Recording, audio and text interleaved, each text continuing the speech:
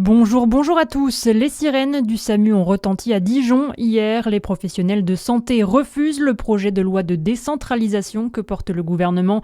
Le texte prévoit de confier la gestion des soins d'urgence à des acteurs non médicaux. Les sapeurs-pompiers auraient exclusivement la gestion des secours et des moyens de transport sanitaire sur le territoire. Le syndicat SAMU Urgence de France ne comprend pas cette décision non concertée qui bouscule un système qui fonctionne. Les professionnels de santé ont alerté Sébastien Lecornu dans une lettre ouverte. 1000 objets d'antiquité saisis par la brigade des douanes d'Auxerre, une des saisies les plus importantes de la région Bourgogne-Franche-Comté dans la lutte contre le pillage des sites archéologiques et du trafic de biens culturels. Un seul homme se trouve derrière ce butin, déterré à l'aide d'un détecteur de métaux, des fouilles illégales, selon Jean-Philippe Labattu, directeur régional des douanes, au micro de Charlie Chevasson. Alors effectivement, la réglementation est assez stricte sur le fait de pratiquer effectivement la détection, de fouiller les sols, puisqu'en fouillant les sols, on abîme aussi les objets, puis surtout on les ressort de leur milieu qui permettent de comprendre en fait l'histoire qu'il y a derrière.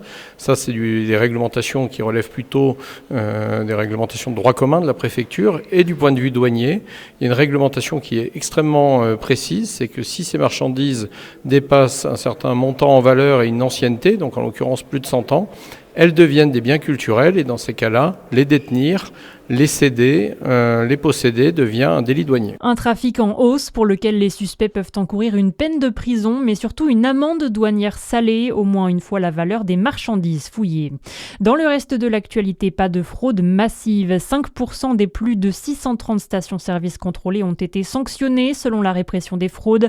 L'une d'entre elles, à Chaussin dans le Jura. Ce chiffre est stable par rapport aux résultats observés ces derniers mois dans ce secteur. En tout, 200 agents ont été mobilisés durant 3 jours pour cette opération annoncée par Sébastien Lecornu. L'objectif, éviter les hausses abusives des prix à la pompe. Dernière ligne droite pour les élections municipales. Le premier tour, c'est dimanche et le taux de participation pourrait être faible. Seuls 60% des électeurs ont l'intention d'aller voter. C'est en tout cas ce que révèle un sondage IFOP pour l'Institut Theram. Une mobilisation qui, si elle se confirme, serait la deuxième plus mauvaise pour des municipales depuis 1965. En sport, du parabiathlon ce matin aux Jeux paralympiques de Milan-Cortina. Des chances de médaille pour nos Français dans l'épreuve du sprint. En poursuite debout, on suivra Benjamin Davier et Karl Tabouret. Dans la catégorie malvoyant, Anthony Chalençon. Une équipe tricolore paralympique entraînée par la Jurassienne Anaïs Bescon qui espère que ses poulains iront chercher de nouvelles récompenses tricolores. Et puis un record de plus pour Armand Duplantis en saut en hauteur. Le prodige suédois franchit 6,31 m. À suivre la météo sur Fréquence Plus.